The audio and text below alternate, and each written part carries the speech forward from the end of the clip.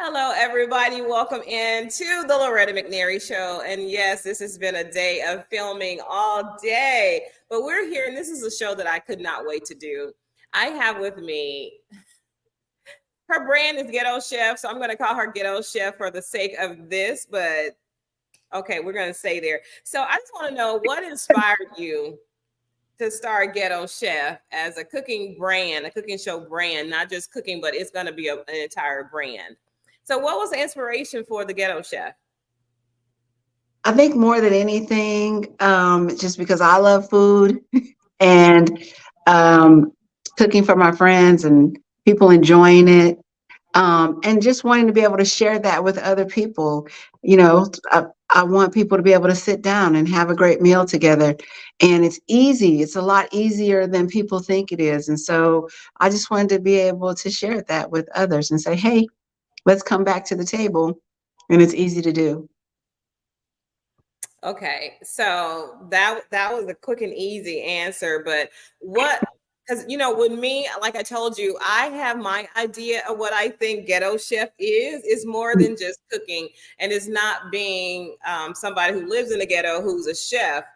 It is so much more than that. You are upscaling it. You're giving people. You're taking away biases, and I love Mm. that. You're so taking away biases that people have for the word ghetto, right? So Well, let's uh, talk about it.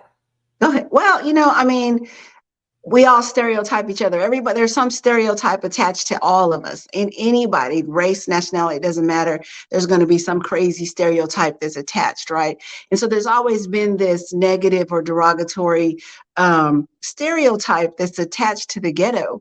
But if you've ever been to the ghetto, then you know and understand that it can be one of the most loving and wonderful places to live. And there's a whole lot of money in the hood. People always think that people in the ghetto are broke and destitute. That's not always the case. The ghetto is a great place, in my opinion.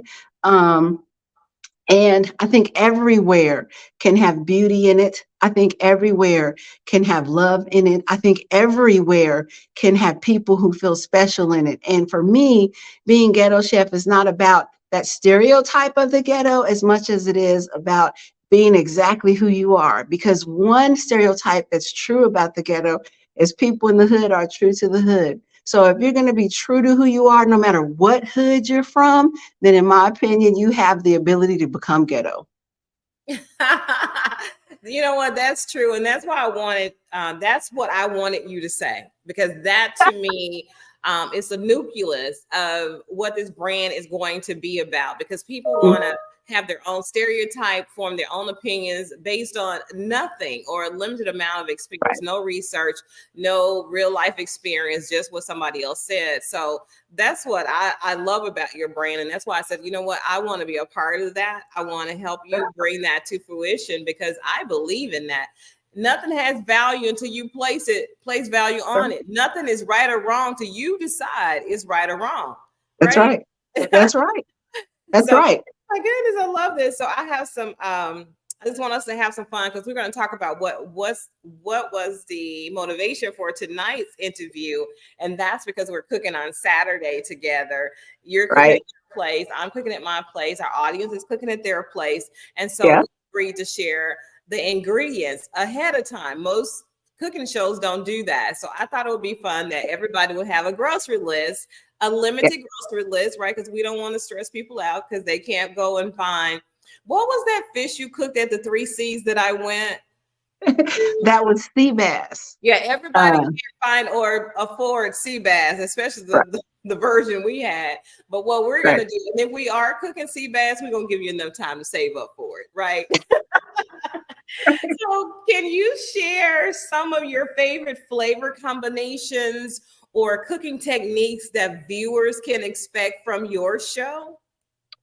So actually, I don't really have um, favorites. I am an experimenter. Last night, and I'll be posting stuff later, but last night I did fish and grits with some French onion soup, and it turned out amazing.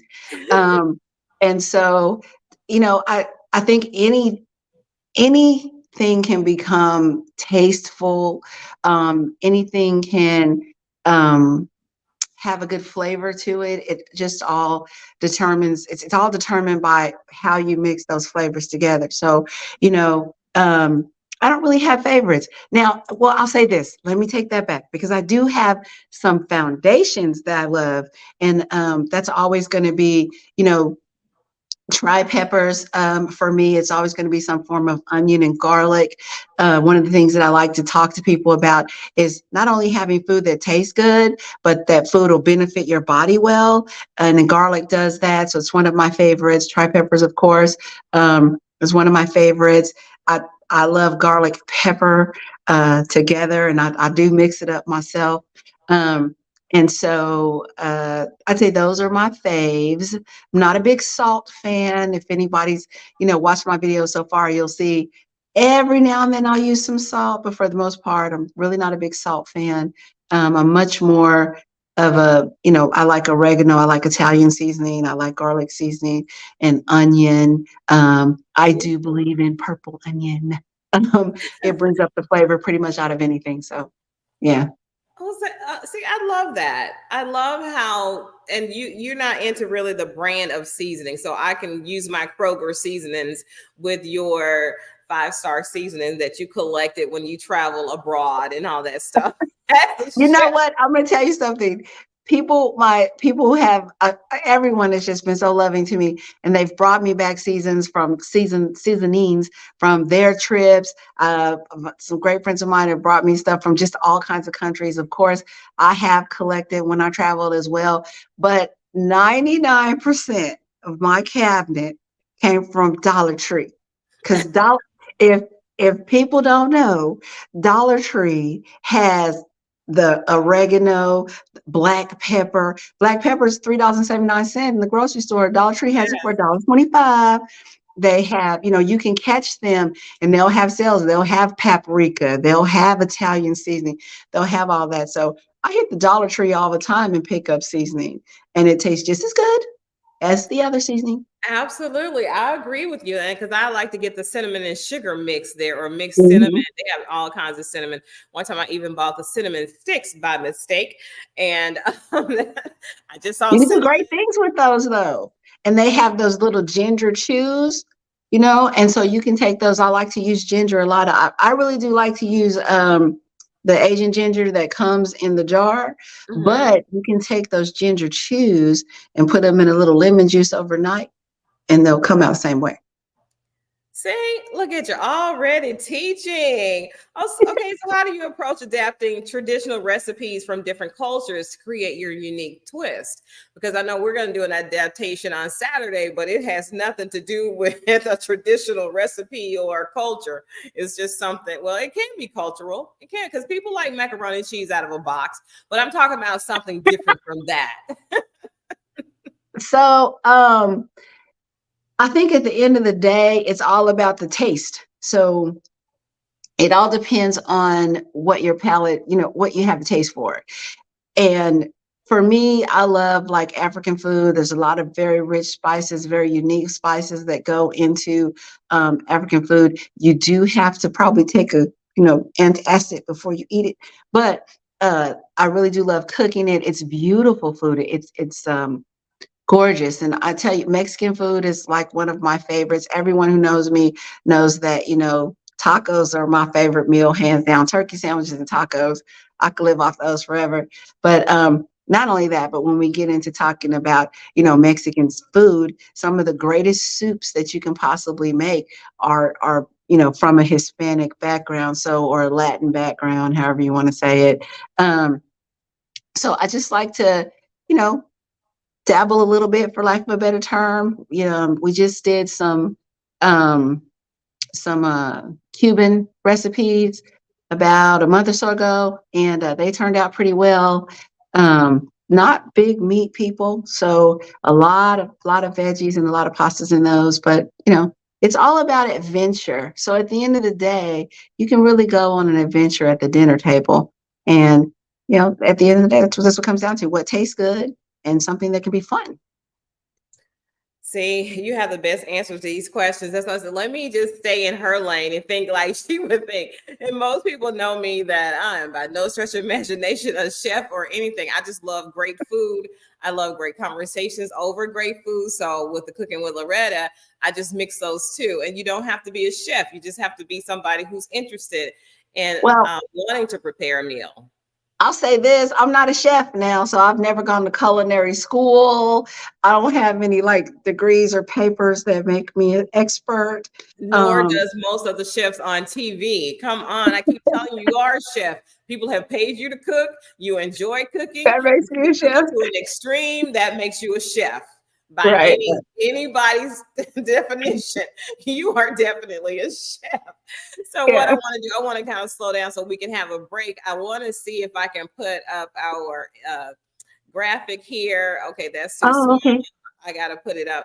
But we're just going to pause for a second because I might want to put something in this section when we edit it for whatever I'm going to do with it after it goes on social media. So we're going to Okay. pause. And then, Sure. okay, my productions, I got to do this so they know, okay, that's what's pausing. I'm going to clap again. We're coming back. Okay. Okay. So, chef, that's what I call her every text message, every time we're together. I call her chef because she is a chef.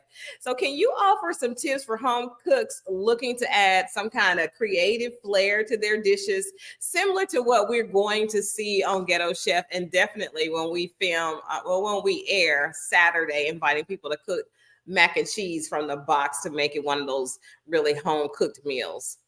So, the top three things that I tell people, everybody eats scrambled eggs, and they get kind of um, mundane after so much time. It just becomes a part of, it's breakfast, right? So you want to spice them up a little bit. I tell you to add a little bit of milk and a little bit of white onion to them. Remove the salt and only put pepper. And it really does change the texture and the taste of the egg. So you'll have, better tasting scrambled eggs. I tell everybody to drop a little Gouda in your grits. And I'm gonna do a show on just the right way to have, Southern female passage into knowing how to do your grits. Um, but anytime you drop a little Gouda, take the salt out, drop a little Gouda, and if you feel the need a little bit of cheddar in your grits, they're always going to taste a little bit better, and they're going to be smoother as well. Do not put milk in grits, people. Don't do that. I know some people's nanas told them that, but trust me, it's much better when you put the water and the cheese in there. And then Okay, I gotta anytime you're ask you cooking, something. How solid is our friendship? How huh? solid is it? How solid is our sisterhood and friendship? Before I make this comment, I want to know we're gonna survive because We're gonna survive. We're gonna survive. Make your I am comment. one of those people that I cannot. I have eaten it with shrimp and grits, but honey, I like butter and sugar in my grits. And if y'all like butter and sugar too, send me some love. I'm trying not to end my friendship with my sister chef here, but honey, I can do them both Sugar ways. does not go in rice Yeah. or grits. Mhm. Sugar does not go in rice or grits. Sister, have you ever tried it? I'm not trying to That's win too you over weak. right now, but okay, so we're gonna move right on that one because we're never gonna agree on that, and that's okay, right? That's what we do. So, what's Right. one memorable cooking experience from anything that you ever cooked, whether you were preparing for the three C's or for your family or just for you? Because one thing I love about you, chef, you will prepare a gourmet meal just for your doggone self. You would I take do. yourself out just for and I'm not that girl. I want to be her. It's So tell easy. me It's about so a great experience. You're gonna be her because it is so easy. I tell people all the time it's so easy. You know what? People block themselves from cooking because they think it's hard or they think they can't. And it is so easy. But to answer your question, um, we were doing all this for fun. We were just having a good time and just building a loving and supporting environment for women. And we did that around food and cocktails, right? Because that's the best way to do it, in my opinion. So um, but the night that I cooked at Miss Brown's house, and I think that's the night that you actually attended, and I made the sea bass with the citrus lime salsa. And I've done so many great meals, and they always taste delicious. But that meal that night with those ladies, that was just a meal that made me feel like, you know what, like I'm I've always known I was a good cook, but that evening, that sea bass and that combination of food is what made me feel like, you know what, I can do some really great things. And I never want to do anything great by myself. I always want to share with everybody. So that's what we did. And it has just become what we are now.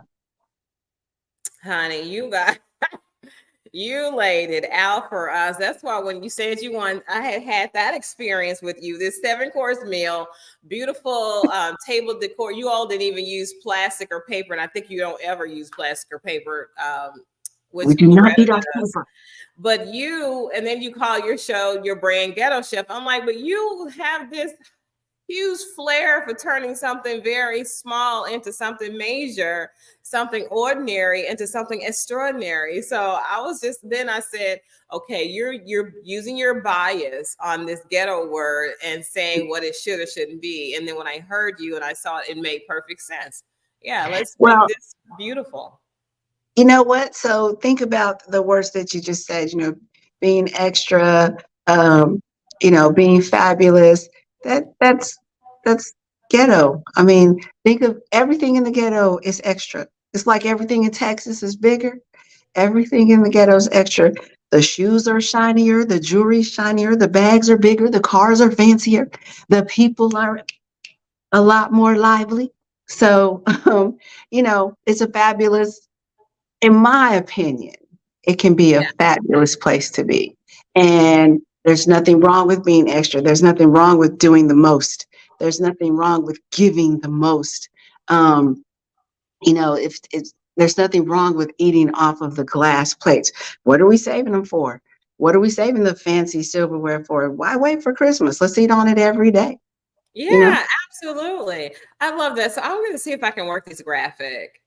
I'm gonna take us out just so people can see it. Hold on, because I love.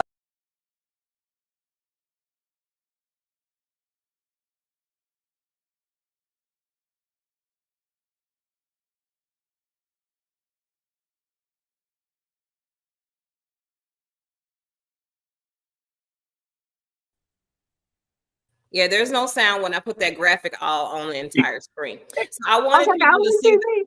Yeah, I wanted everybody to see the background. I wanted them to see the grocery list. I mean, I wanted them to see the grocery list, and I'm going to show it again. We're going to be quiet so you can take a screenshot of the grocery list, because on Saturday, you want to tell them about it, Chef, what we're doing Saturday and why they have this shopping list, and then I'll put it on the screen so they can screenshot it, and we'll have it all over Facebook. She's already shared it, but this will be your shopping list for Saturday to cook with us.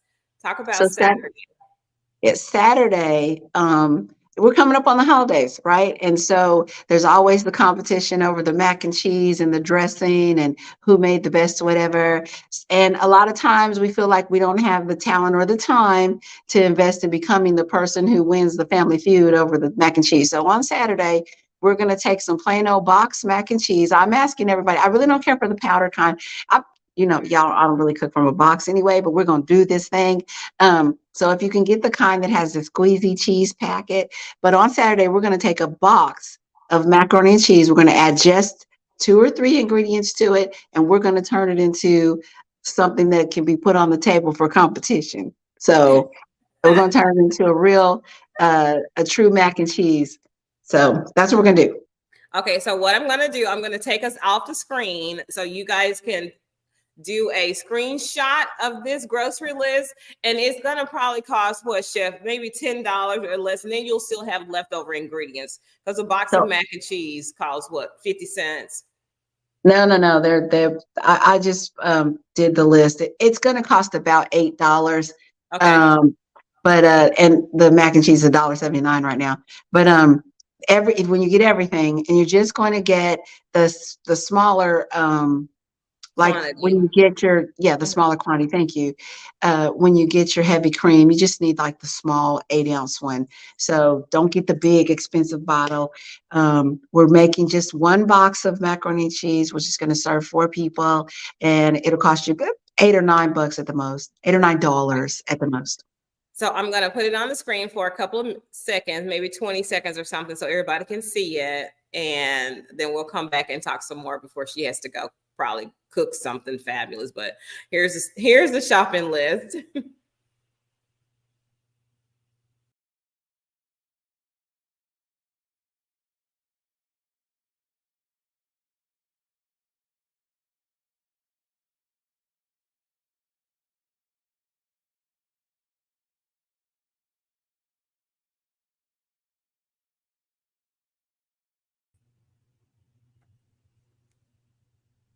I All love it. right, here we are. So even I can handle that. I'm so looking forward. So we're gonna go live. She in her kitchen, me in my kitchen, you in your kitchen, and we're all cooking the same thing on one accord. That is so cool. Yeah. And I'm hoping that everybody will post their pics on the Ghetto Chef page. So on Saturday, once you make your mac and cheese with us, share it with us so that we can see it. I'm really looking forward to, seeing how everybody's dishes turn out. So Yeah, there may be a prize. We haven't gone that far yet, but there may be a little prize. Nothing major, maybe some swag from Ghetto Chef, or an opportunity to be on her show coming up and cook with her. Who knows what it's going to be? But if at the end of the day, above and beyond anything else, it is fun to cook with somebody else and have fun. Cooking is it is. fun. And good food makes you feel good and look good to me. I just love it. Okay, so Yeah. Chef, you're not out of the bird seat yet, because we already Okay. told them go to her Facebook page, Ghetto Chef, right? Yeah. Yes. Mm-hmm. And she's on Instagram too, and we're going to be all over social media by the time Saturday hits here. So I'm just loving this conversation. This is our first show together. We wanted to do it before. So this is my last question for you, and I want you just to say the first thing, right? Don't limit it by funding or space or time. So how do you envision the Ghetto Chef brand making a positive impact on the way people approach cooking and food culture moving forward? That's a big It question. is. It is. So at the end of the day, if Ghetto Chef can do or be anything that would make me proud, it would simply be bringing our families back to the table. And that's going to be over any meal, even if we sit down and have sandwiches together. And someone says, you know what, I learned this recipe on Ghetto Chef. I'm doing this tonight because it was easy on Ghetto Chef, or Ghetto Chef showed me how, or Ghetto Chef encouraged me to sit down and eat with my kids today, because we're missing that. Our We kids are are. missing that. We are. And we need it so very much. And so that would make me proud. That's what would make me happy and feel like Ghetto Chef was successful. Great answer. Great answer. It's truly how I feel. I ate dinner with my kids almost, every night over their lifetime, and they're beautiful, wonderful people. And I think that a lot of that development just came sometimes over, hamburger and some French fries. And you'd be surprised what that Yeah. comes, because it's not just eating, it's time spent. And a lot of people think, oh, if I sit down with my kids, they're going to be on their phone, or they're going to have that thing in their ear, and they're not going to pay me any attention. Well, you know what? But they're there and they're with you. And Yeah. that's time. Yeah. And it's invaluable. It is definitely, because I know when my boys were little, we're all in the same house. We didn't get our plate and then go to our rooms. Right. We just didn't do that. We all, and my mom and dad certainly did. My Oh, mom was stay-at-home mom, and we would not eat until my dad was home for dinner. And she made mhm. breakfast, lunch, and dinner for us as snacks, and we all ate as a family. It Yeah. was never a thought not to eat as a family. Yeah. And then when we would go visit at one of my aunt's house, we always visited with her in the kitchen. Even my grandmother, it was always a visit in the kitchen, because she was always either cooking one, cleaning up after one, and getting ready to clean another, kitchen so she could clean her kitchen so she could move to the next meal of the day. And that's what brought families together. Mm-hmm. It's the happy space in the place. Your kitchen, that's the home, that's the heart of the home. And It they is. said a way to a man's heart is cooking. Shoot, you cook for me, you got my heart. I'm a girl, so I'm a woman, a whole woman, a full woman. And the way to The my way heart to is food. everybody's heart is not just Exactly. the way to everybody's heart is through a good meal. You know, your I'm kids telling love you, you when they have a good meal. They they think they do. think you're And it super doesn't mom have, when the food is good. yeah, and it doesn't have to be elaborate. That's the point. It Yes, can that is be, the and I point. want them to try new dishes. I don't want them to say, "Oh, I don't like that." Well, try it first, and then you can Mhm. truly say you don't like it. Now, That's but right. there are some Or things cook I it. don't try. When You're my kids tell me they didn't like things, I don't want to eat that. I'm like broccoli. Okay, well you cook it. You cook it and then I'll eat it. Since you don't like it, I enjoy it. So yeah, I used to do that to them all the time. And they're pretty good cooks. Yeah. wow. So, what can people expect when they start tuning in to Ghetto Chef online and on in their homes on a TV set coming soon? So, what A can lot they of expect? a lot of fun. We're gonna have a lot of fun.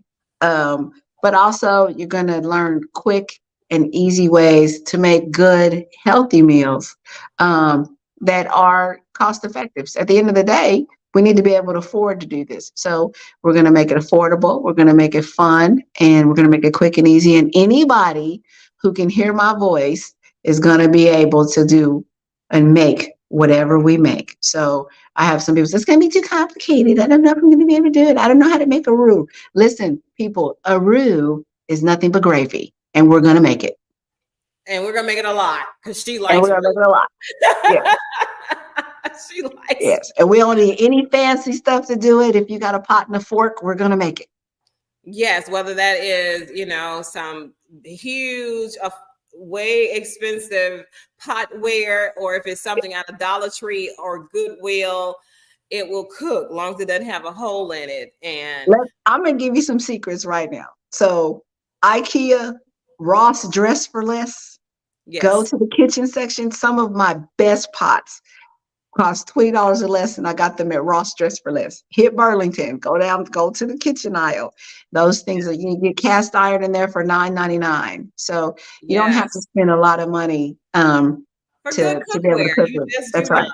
You just Yeah, do not. Okay, okay, I yeah. can't And if you wait. want a fancy piece, buy it one at a time. Don't buy the set. You know. That goes right back. We've been talking about how money works and financial matters all day today on the show on Mm, different segments, and that is such a, you don't have, it doesn't have to cost $2,000 for it to right. be a great set of cookware or Right. silverware. It could cost $20 for a complete set. I don't care. Yeah. Just, we're going to take away your excuses and get back to the fine art of dining at home with real Right. plates and forks and knives. Teach your children, because I still have adult people who don't know which fork to use because it wasn't Mm, a thing or they forgot. And that's okay. It's okay. You can use whatever fork you want to. But if you're talking about the proper and formal kind of way, then there is a system to it. But I okay. just want, like you, people to have fun, to have conversations over food like we did back in the Mhm. day. I think it's Yeah. an art Yeah. And there's love in it. and much love in it. So Yes. I know I saw you had some leftovers and you call it Monday. What was it? It was so catchy. And I'm like, there's no way I would have thought to make a soup out of this and then just put it over the meat over a salad because you had some bison ribeye or something, and Yeah. you had some leftover chicken and you had something else. And you just put it all together and made this elaborate meal, what I thought was elaborate. But it was truly at the end of the day just leftovers. It was. It really was. And I think, what did I call it? Like the Monday mix up. I can't even remember what I called it, but we had a turkey leg that was left over from going to the Mhm. game. We had a smoked turkey leg. And then I had some chicken parmesan and bison ribeye left over from a restaurant meal over the weekend. But you can take my favorite meals. Some of my favorite meals come from leftovers. So, after a whole week's time, you got a little bit of everything left Mhm. over. Mhm. And I'll share this with everybody. I used to do this to my kids. I would, rewarm everything and tell them, hey, it's buffet night.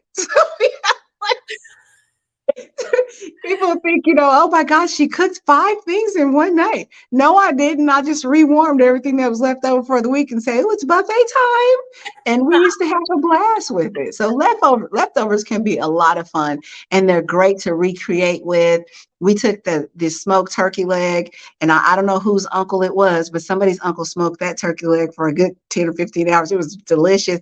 Wow. Chopped it up, put it with some chicken broth, a little bit of ginger, some white onion, and it was a fabulous kale soup. We put some kale in there, and it was delicious. It actually was better than the salad, but easy breezy. Took 20 minutes.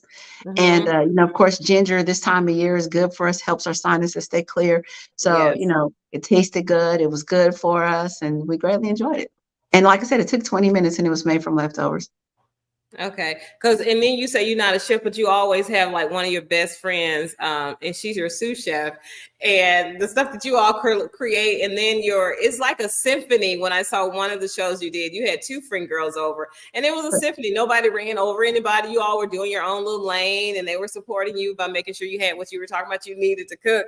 And I'm like, that Yeah, had to been me, Lord. Lord, no, it wouldn't have been as elegant as what you did, because I'm just like, honey, throw this in, throw me that. Okay. But you had fun, and it was yeah, so fun. yeah. Yeah. We Because have a it was great time. cordon bleu. What did you make that day? Was it some kind of Uh, chicken? I think you're probably talking about the day that we took like an hour and a half, but we made cacciatore. We made chicken Yeah, chicken. I knew it was cacciatore. chicken something. I Okay. had one of Yes. our chefers, and I call everybody in our group chefers. That's what we are. But Yeah. one of our chefers had asked about it because she felt like it was a really difficult um, recipe, and she wanted to make it. And I was like, it's not hard at all. So we got in the kitchen, and step by step, we actually took the entire hour and a half, showed all the boiling of the pasta, the whole nine. Because we cut a lot of that out for the videos, but that particular day we took our time and just walked everybody through it. And we had a blast. I love to have my friends in the kitchen with me. And it does become like a concert or a symphony. We have a great time. One person does this and one person does that. And everybody has their opinion, but Yeah. opinions bring about new flavors. That's how I look at it. Exactly. No accidents. You're just gonna make the best of it. And those are things that children can do. They Oh can, yeah, pour things in pots. They can go get things out of the cabinet. They can pour, and they can stir, and they can yeah, clean. Make it fun. They want to be around you. They really, really do. And that's from they do. preschool to teenagers. They just got to Yeah, make it fun. And so that's what I can see, where that is one of your missions, is to bring families together over food again. And yeah, that will help all relationships, right? That will help yeah. sisterhood relationships. That will help those intimate relationships, those husband and wives and girlfriend and Hmm. boyfriends and whoever you're dating. Just cook together. And if Yeah. somebody's cooking for you, appreciate it, because that's they're showing they love you by cooking for you, Yes. right? So make sure Yes. you I appreciate. completely agree. All right, Chef. Well, that's all I have for today.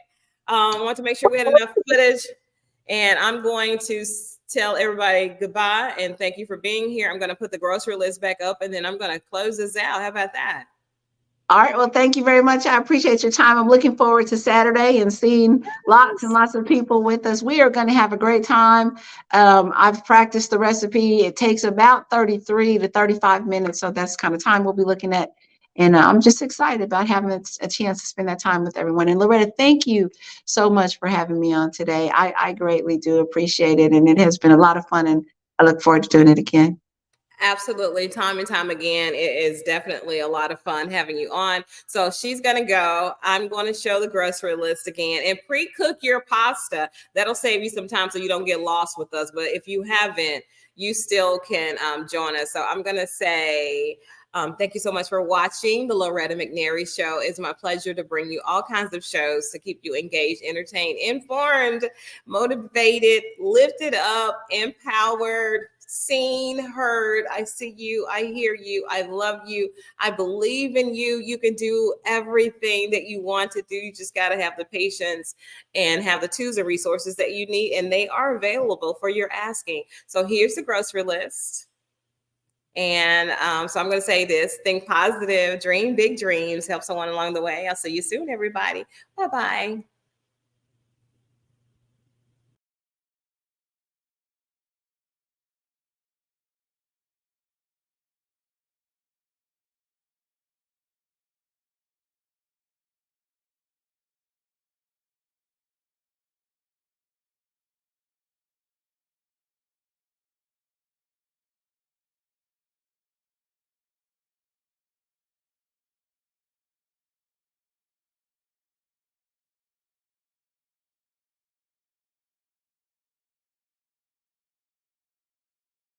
Your life lived today.